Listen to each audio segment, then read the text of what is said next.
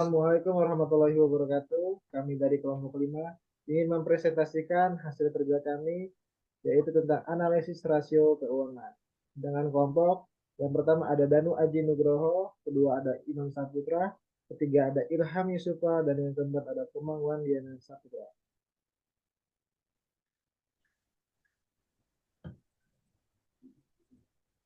Saya akan menjelaskan apa yang dimaksud dengan analisis rasio keuangan. Analisis rasio keuangan sebagai alat penilaian untuk mengukur kinerja keuangan perusahaan.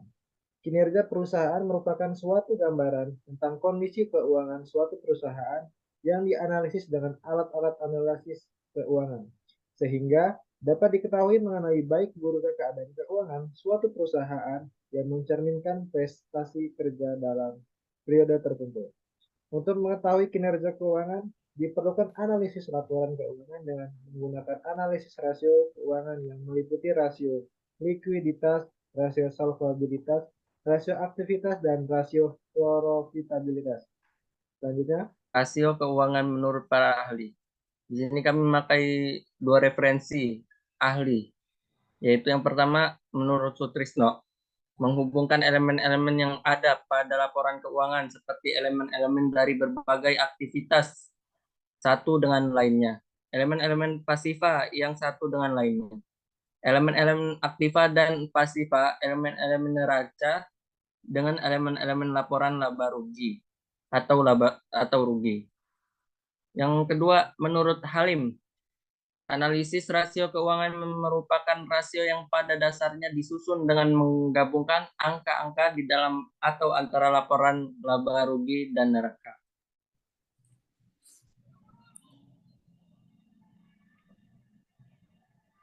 Ada 5 jenis rasio keuangan. Yang pertama ada rasio likuiditas. Rasio yang mengukur kemampuan perusahaan memenuhi kewajiban jangka pendeknya.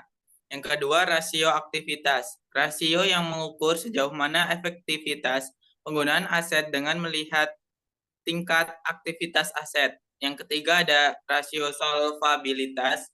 Rasio yang mengukur sejauh mana kemampuan perusahaan memenuhi kewajiban jangka panjangnya. Yang keempat ada rasio profitabilitas. Rasio yang melihat kemampuan perusahaan menghasilkan laba. Yang kelima dan terakhir rasio pasar. Rasio ini melihat perkembangan nilai perusahaan relatif terhadap nilai buku perusahaan.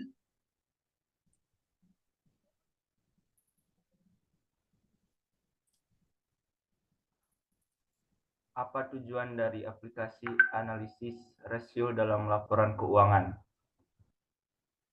Analisis rasio keuangan berguna untuk menentukan kesehatan keuangan suatu perusahaan yang baik pada saat sekarang maupun masa mendatang. Dengan rasio keuangan kondisi keuangan dari kinerja perusahaan untuk satu periode, dapat diungkapkan serta diketahui kekuatan dan kelemahan perusahaan dalam bidang keuangan.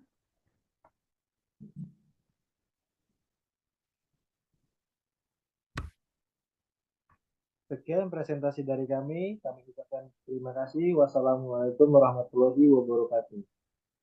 Waalaikumsalam.